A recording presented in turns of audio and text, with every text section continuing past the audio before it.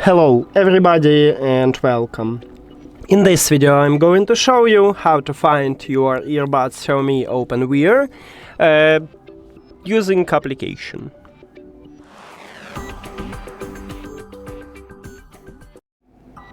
You have to start by open XIAOMI Earbuds application, and of course you need to add your earbuds to the app. Then you will see the same menu. And you need to scroll down.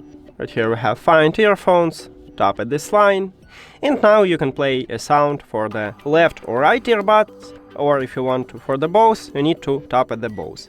So let's say I wanna add it for the left earbud, and it will increase volume each time, so don't worry about it.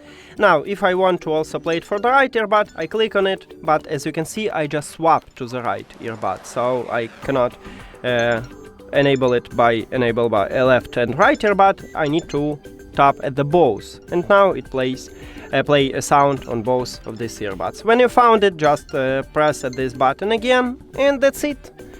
Thank you for watching this video. If you found it helpful, please consider subscribing to the channel and leave the like on the video. See you later!